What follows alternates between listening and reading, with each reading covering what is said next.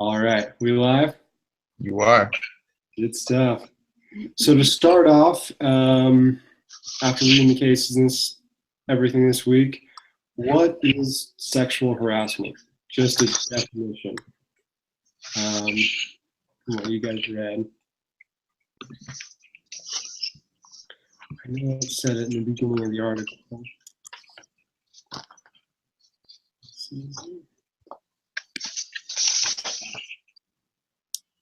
Well, what I got out of it was that sexual harassment, there's a lot of different aspects to it. It's not just like a physical, I mean, that's part of it. It's anything like sexual that you don't want, or it could be anything that just offends you, or it makes a hostile work environment. Basically anything like that. Right on. The way they basically describe it, which I like, was the term unwelcome sexual advances, which could be verbal, nonverbal, physical, and that's kind of what Kayla was talking about there. And then there's like the two separate kinds, which is the quid pro quo, where that's when like someone above you says, do this for me, and then you won't get fired or you'll get a promotion type thing. And then there's the hostile environment one, where it's like someone who's like your peer is harassing you. Right on. I think that gives a pretty good summation of what it is. That was good. So moving on, it says, based on Martina's story, does her situation constitute I could speak tonight. I'm sorry, guys. You're good. Constitute sexual harassment. What do you guys think? I agree completely. Yeah. Mm-hmm. The other guy touched her. That was enough there. And aside from that, it sounded like he'd been doing a lot of other stuff. And then is it quid pro quo or hostile work environment? What would you guys say? Based on the relationship, because it's a manager of hers, I'm going to assume the quid pro quo. Yeah. Yeah. Oh, go for it. Sorry. No. When he was saying like, don't scream, I'll deny it, and that's kind of a threat. Like, if you even try to tell someone, I'll deny it. That's a little. Yeah. I think that qualifies it to be quid pro quo. And I wanted to agree with you, because when she was talking about it, it seemed like she was worried, like if it came up, she could get fired for it. Yeah. Which stinks. It's a lame situation. So perfect. I mean, I'd agree with you guys. I'd say it's the same thing. From the reading, the note on sexual harassment, do you think, I don't know how to say his name, DeCoste? You guys think that's right? Yeah, sounds good. DeCoste? Got accurate advice when he called. Do you think DeCoste got accurate advice when he called the counselor's office? Yes. I think it's the right move. Bringing in someone else to come and investigate, I think that's a fair way to get involved without drawing attention to anyone in particular who they could try to turn and put blame on. Yeah. Well, I thought too, I thought it was cool that he did that at first. That was his kind of first gut thought. Reach out and kind of seek for advice there.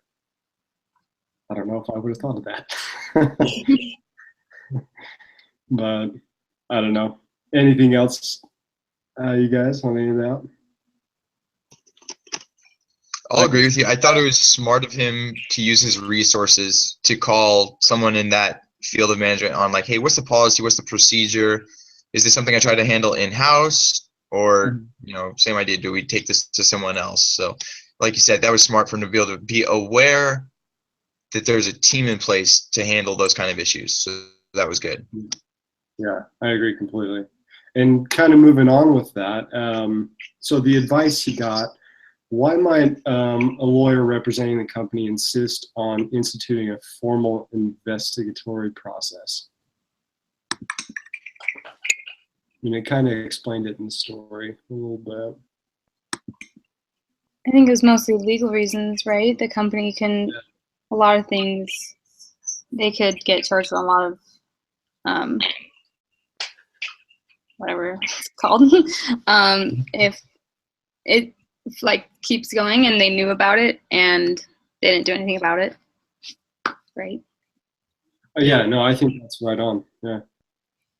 Especially if he knew about it and called someone, and then after they gave him that advice, he still doesn't do anything, then that would be worse, I feel like. Well, and they're saying like, yeah, if he's testifying about it later and it's like, Yeah. I knew about this months ago, like, I can see that being a bit of an issue. Yep.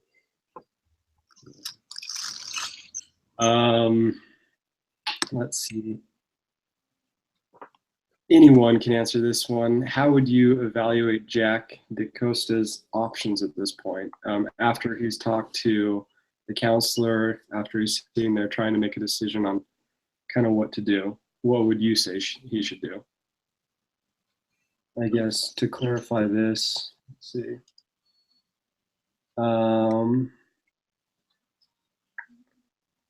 Do you think he should go ahead and report it? I'll go first. Yeah. Definitely a tricky spot for sure. I think the one thing that helps a little bit is because he had mentioned earlier he doesn't actually know her that well. You know, I think it'd be different if it was someone you were close to. You know, if it was a direct peer that you're kind of over, you might feel more responsible and want to take, you know, be more concerned because like her biggest thing is like, please don't tell anyone. And I think if it was someone closer to you, you'd want to like keep that relationship with them. But because there's not much of a relationship there, I think it definitely makes it easier to just say, you know what, I do need to report this. You know, as the one lady who is advising him, it's past you now. Like this is far bigger than you. Like if this gets out later, our company is in trouble, which if our company is in trouble, puts your job in trouble. So now it's like everyone's on the line. Right. So it's like, you know, if he tries to cover for it and it comes back to bite him, he might be jobless. So yeah, I mean, when you put that into perspective, and I don't know if he's able to step back and realize that magnitude just yet, but I imagine he will eventually realize that. And with that being said, it's definitely the right thing to do. Like, you got to take this forward, you know, let come what may, you know, and then from there, trust in the right hands. And at this point, he's still, go for it. Sorry, Jeremy. I was just going to say, I agree with what you say. He should report it. And I really like how he told her, yeah, we can talk to you about this at the end of the day, and then we're going to decide what we can do, because it gives them both a little time to think about it. And it makes it feel lighter on her. Like, not lighter, but she has a little bit of time before he's like, I'm reporting this, like, it needs to happen. And I like that they're going back to it at the end of the day before he decides to report it. Do you think he should have talked to Julia in the first place? This is my own kind of personal question. Do I think he should have like talked to her and talked to her about it? Yeah. I think so. Just because it's nice that he told her what's going on instead of her just like finding out of the blue, like, this came up, like, you're going into sexual harassment problems, and then it all just blows up in her face. At least she has a little warning now. Yeah.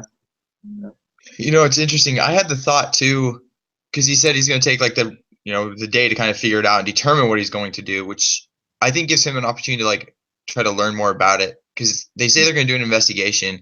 And in my mind, like, okay, well, what kind of investigation is this? You know, is it my assumption first off is kind of more like a undercover boss sort of thing. You know, someone's going to come in and he might just say, hey, this is someone who I've hired to just come and help with some of our affairs. And that's all there is to it. That person could be an analyst, it could be marketing. You don't know. You just know he or she's been brought on to help with the board. And truth of the matter, yes, they're investigating a sexual harassment case, but the rest of the people don't need to know that, you know, right. And that way, you know, there's more of a chance of catching them in the act. Because all of a sudden, it's just like all of a sudden you throw up a red flag. And I feel like in my mind that if you were the offender, all of a sudden you're going to be on guard. You know, she mentioned that in their conversation, like he's already aware that if anyone else is around, he doesn't do anything. He behaves himself. It's usually when they're in private. So it's like if all of a sudden you make this announcement like, oh yeah, this person's coming in, you're never going to catch him red-handed. So I assume, I don't know this. Huh? And they have no proof so far, so it's not like they can really, it's right. she said at this point. And that's where it's just a matter of just like, it allows him to research, how does this investigation work? What's going to happen? And then same idea, if he calls and talks to them, they might have more advice, like, maybe you guys can try to handle it in-house a little bit in this way. Having them come in may help put in a procedure, a standard of how to better establish a sexual harassment policy and stuff like that. So, and that's just more answers I would expect them to have, the equal opportunities group. I figured they might have some more of those answers, and it's just a matter of becoming more informed.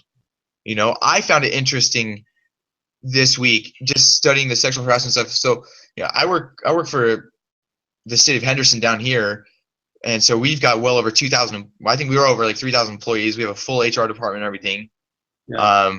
I work around women and stuff, and I'm always hesitant, like, can I talk to them at all comfortably without being terrified that something might slip up and here comes that stupid sexual harassment card.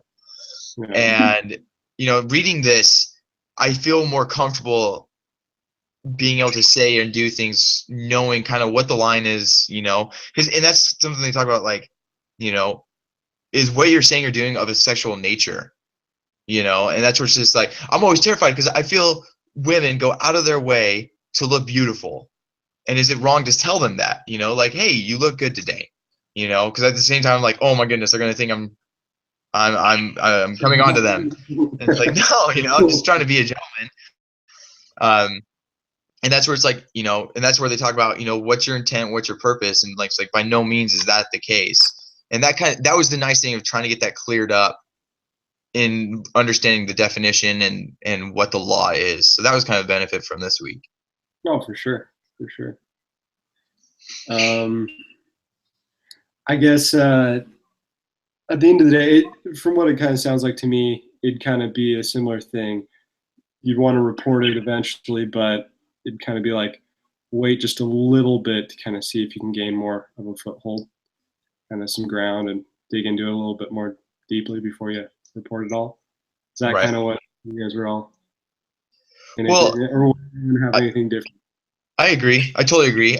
I'll just throw this out there too. I think it helps that when he goes to meet with, it was Maria, right? Mm-hmm.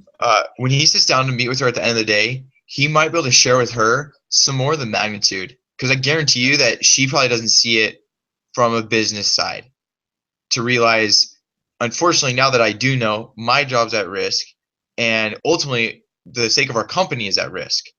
Well, and at this point, I don't think she knows about the layoffs, does she? He does. He does, yes. Yeah. She doesn't. And then the other thing too is he brought up the concern. He knows of this one instance, and she's concerned for her sake. But what if there are other women in the department and stuff who he's also attacking? And that's where it's like, for all of the women's sake in that environment, they need to be protected. Right on. I think also it's good that he kind of is educating himself, and I think because it's good that he talked to her about it before just automatically reporting it, because she probably just has no idea what the process even is, and she thinks like she's going to be exposed to everyone, right? And she doesn't realize it could be pretty confidential. And so obviously she's scared, and she comes to him like, don't tell anyone. But I think because he's not directly involved, he has a better vision of what can actually happen here. And if he educates her as he learns for himself, then they will both be able, I think it's a good idea to report it to the people, whoever they are. I'd agree. I totally agree. I think at the end of the day, it would probably definitely be something that should be reported instead of swept under the rug. Right. Nick, I'm curious, you weren't here the first week. Are you married by chance? I am, yeah. Okay. Well, I'm curious. I'm going to throw this out to you because Kayla and Jeremy are not. But I'm trying to get your perspective, because this caught me by attention. She has not told her husband yet. Right. And I'm trying to think, how would I react? Oh my gosh. I'm trying to think. I'm like, if my wife told me something happened to her, it'd be hard for me to restrain myself. Like, I'd be furious. Well, I mean, especially so it gets as graphic as him, coming up to her, putting his hand down her shirt and Right. putting his hand under her shirt, whatever it is. Yeah. Not a good thing. Yeah. So I don't know. It was interesting. I was like, man, because my first thought is you need to be open with your spouse. Yeah. But then again, I'm thinking of myself, and I'm like, if she told me, I would need to be like sitting down to control myself, because otherwise I might be like, where's this dude live? I'm taking him out. Like, it'd be an interesting situation. Let's just say that. Prison. Yeah, I didn't know. It was kind of interesting. I was like, Yeah, and I agree. I think it would be very tough to restrain. Yeah, not fun. Anything else to add on any of those points? All right. So next question on here. So for all of us, since I think we're all in agreement that we would report, let's see here. What would you report to the EEO office? How would you kind of go about it, do you think? a phone call. That's probably a good idea. I mean, I think I'd probably try and stay anonymous, and kind of a similar thing what he did earlier with the lawyer. I mean, try and keep it as mellow as possible, but explain the facts. I agree. I think that's the right way to go. And same idea, they're going to begin to give you answers too. Yeah. You know, it's interesting because you're always a little nervous when you're handling with an agency like that, because you're like, I don't want to jeopardize myself in any way. But at the same time, I'm open to be educated. And it's like, here's the situation. How do we go about trying to get this resolved? Yeah. And same idea, they're going to start asking questions just because they're just trying to get information themselves. It's like, okay, what's the magnitude of this? What do we know is going on? How many people are involved that we know of, because there could be more. And it's like, okay, and then that way they kind of get an idea, and then they might have different approaches. We have a team that comes in. We have one person that comes in. We may not need to come down at all based on what you've told us. We think this is what needs to go on. And same idea. It's just a matter of becoming more informed. And I would imagine they have those answers. And I think starting out would be what you suggested, by trying to remain anonymous, just present a scenario and then let them begin asking questions. Well, and I wouldn't want a red flag, like you guys said earlier. I wouldn't want a red flag thrown up to, I forget the other guy's name, Frank or something like that. Ron French or something. Yeah, Ron French. I wouldn't want any red flags thrown up to him if he's very kind of secretive about this. So I don't know. Yeah. I think you should stay anonymous right when you report it until you figure out what to do, and then you can kind of go from there and get public with it. Not like public, but let the EEO know what's going on, who it is, and let them handle it. For sure. Agreed. Any more comments to add on that portion of it? If not, we can move right along here. Let's see here. So as a team, I mean, what would you guys want to include in a sexual harassment policy? It kind of gives me a breakdown here on the sheet that I'm going off of. Kind of 4 quick assignments here. If each of us just want to take one. So what would you include as far as potential victim of harassment, accused harasser, bystander, and legal counsel? What would you want to ensure for each one of those points? Does that make sense? I think I'm a little confused. Yeah, I'm confused. I'm just going to read. I'm going to read the question to you guys. So now your team will consider what to include in a company's sexual harassment policy. Assign each of your team members a role: potential victim of harassment, accused harasser, bystander, and legal counsel.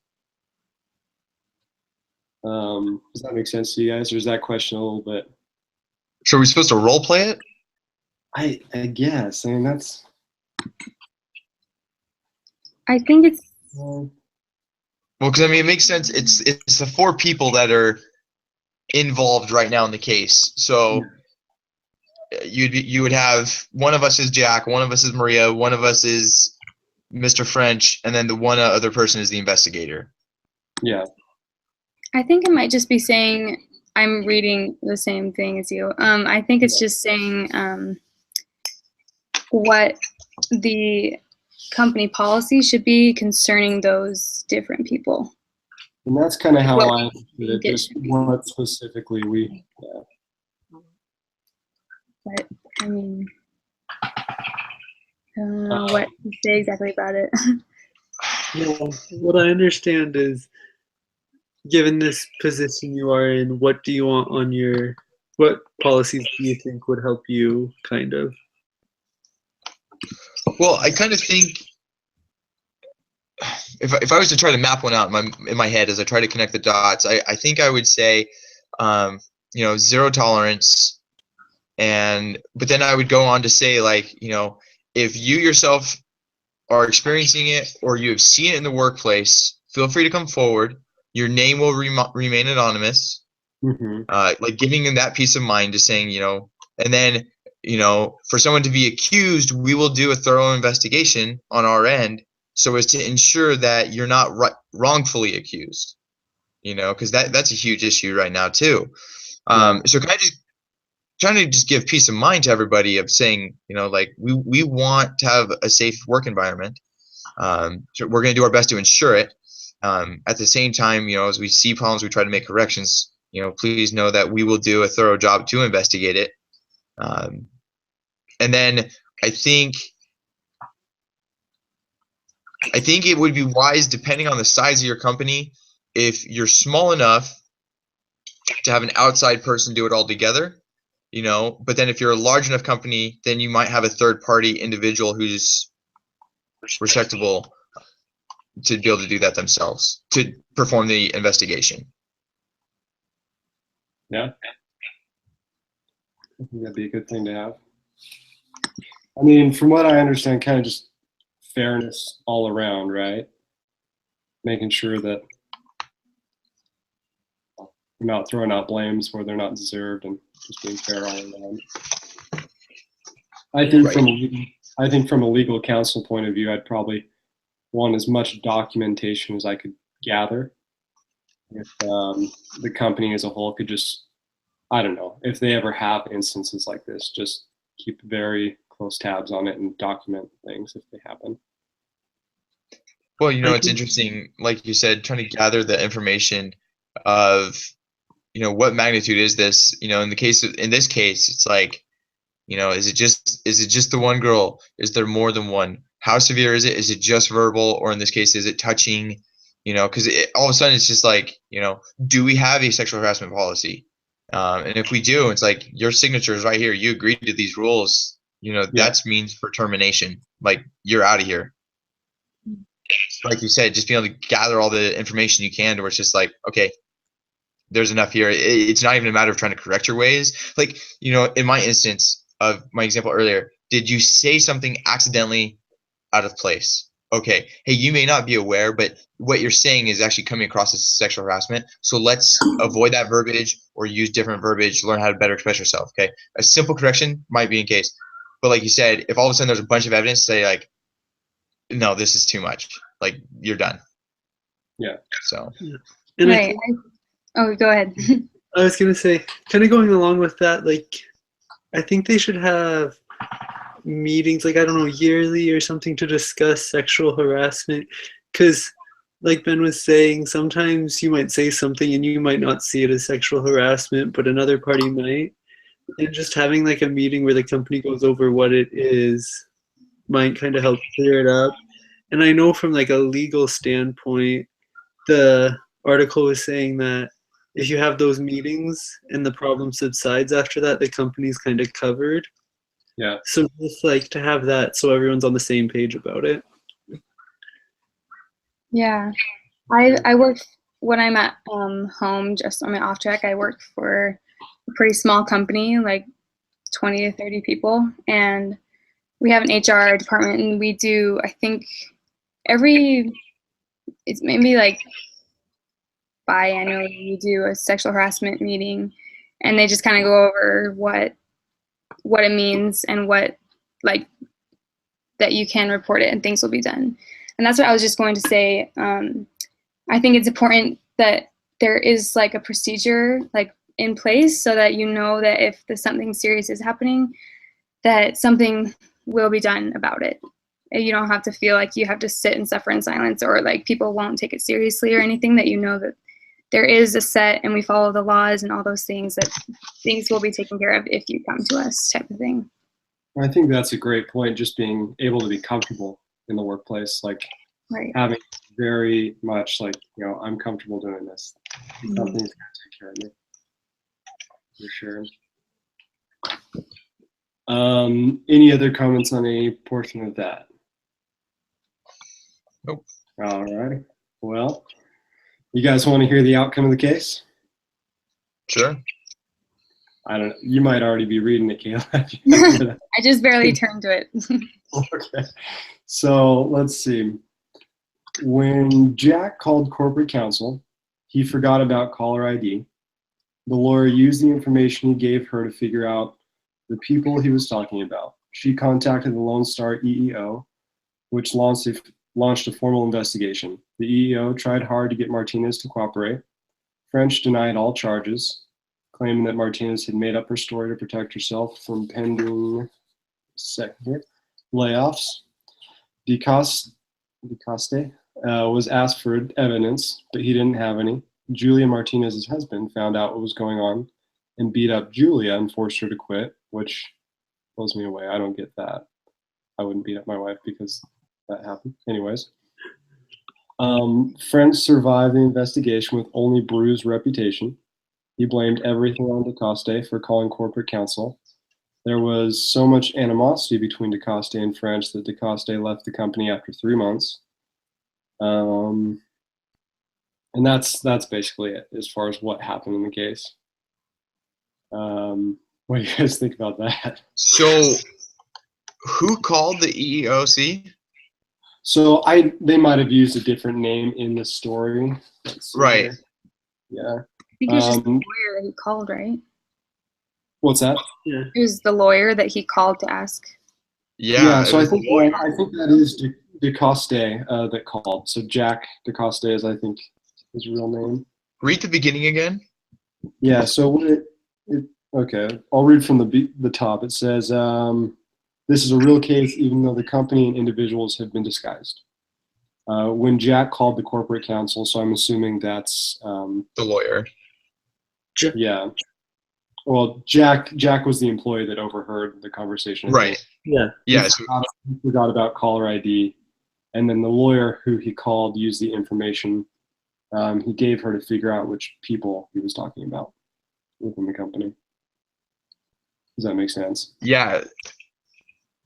She then contacted Lone Star EEO, which launched a formal investigation, and then the EEO tried to get Martinez to cooperate from there. And I guess she wasn't. So that's interesting. It doesn't sound like Jack reported it then. It was the lawyer who did it. Yeah. It doesn't sound like you really went forward with it, does it? Which that concerns me too, because Jack knows the sensitivity of the issue. Yeah. And he may have been able to say, the woman is already scared, whereas I don't think he didn't know that before so much until after he talked to the lawyer and then talked to Martinez. So if that was all before the case, so the fact that, the lawyer doesn't have all the information to know the severity, because then all of a sudden it's like that could have been handled differently. The husband may not have needed to know if it was handled more privately. And if the EEO is aware in advance of like, hey, this woman is really scared. She doesn't want anyone to find out. They may have had different approaches on how to handle that kind of a situation. So I don't know. I mean, I was kind of blown away at how it all played out. After reading that, I was really kind of like, what? That's the way it played out after everything was said and done, all things. But yeah, I don't know. Just the sensitivity of the situation, like you were saying, I think it's really good to remember. But things like So- this. You know, it's fascinating. I almost wonder if there's a form of lawsuit at all between the lawyer and him, Yeah. Yeah. because it's like, you know, I think how he approached it, he went to her and said, "Hey, here's the situation. What do you think? I should report this." You know, but all of a sudden the lawyer kind of goes behind his back. The lawyer tells him to report it, but then takes it into her own hands to do such. You know, and same idea. I understand her grounds, but I feel like she should have then said, "I'll report this from here out." Yeah. Don't even give him the option to do so if you're clearly going to just do it then. Yeah, I mean, especially not knowing the situation in the office for herself. She doesn't work there. Yeah, that's just interesting. Oh, I don't know, that seems dirty. Yeah, doesn't it kind of make you a little angry? I feel like the lawyer should have given him more time to report it. 'Cause I feel like he was gonna report it. That's what it kind of seemed like. Yeah. And then I don't know if the lawyer was like right after he made the call, she made the connections and made the call, or whoever the Well, that's lawyer what was. Did. I was wondering how quick it all happened. Yeah. Yeah. Yeah. Or the lawyer should have at least called Jack and said, or like asked for an update on the situation maybe, and just been like, I'm going to report it. Right. Yeah. So interesting. Well, and it's like, look at the end result. You lost 2 good employees, and the douchebag is still there. Sorry, forgive me. That's gonna get posted. I'll go back and edit it. No, I'm kidding. I don't know. I didn't know how to start the Google video. But you see my point, though. I'm like, so the company is in a bad position. You lost 2 good employees, Yeah. and the bad guy's still there to harass another lady down the road, or more. We don't know if there's others even. So. Well, I mean, I don't know. I just think it's a bummer situation how that all played out. I really do. I agree.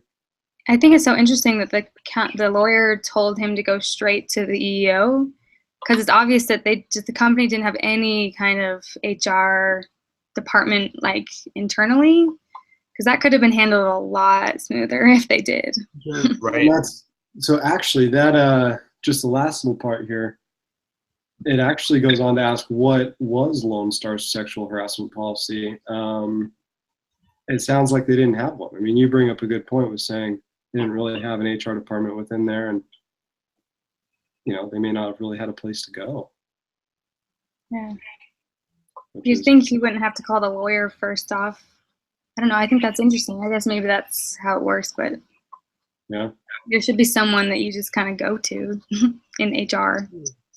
Yeah, I'd agree. Definitely someone to talk to about it.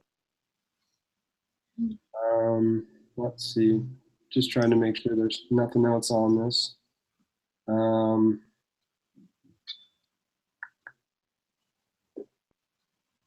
Yeah, I think that pretty much wraps it up. Okay. What do you guys think overall was the most important thing that stood out to you from this case? Just each one.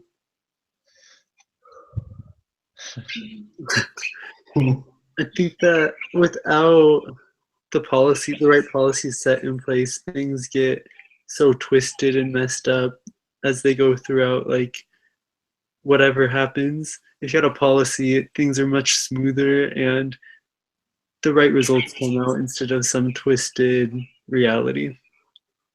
Yeah. Right. I think also just sexual harassment is just such a sensitive thing already. And usually the person, just like in this case, she was scared. And so I think it's very important to have a procedure in place or policies in place that that can be specific to your situation. So no matter what, that I can get help or this can be taken care of. For sure.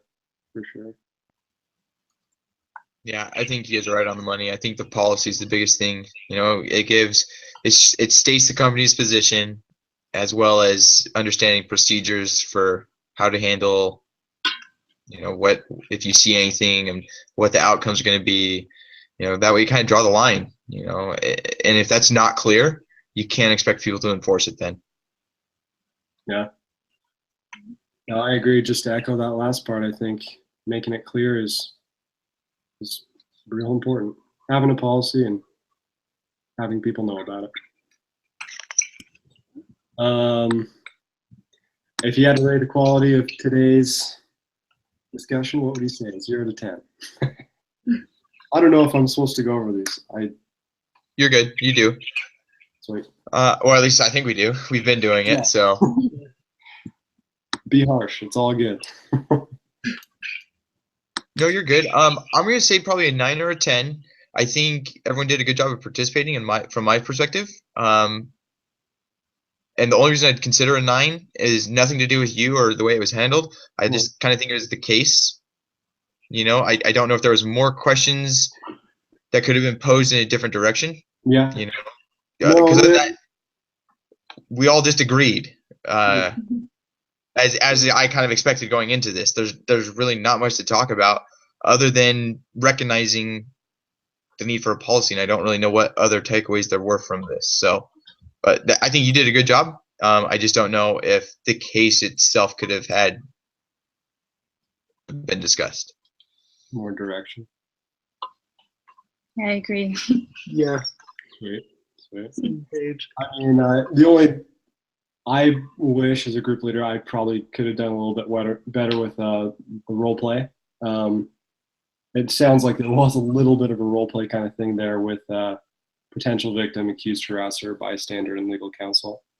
I could have probably set that up a little bit better for you guys. On your end, though, what do you think I could do better next time? The only thing I can think of is, and this goes for myself and everyone, because I didn't do it the first week, but now I think I'll try to do it next time. I think I'll try to review the questions in advance.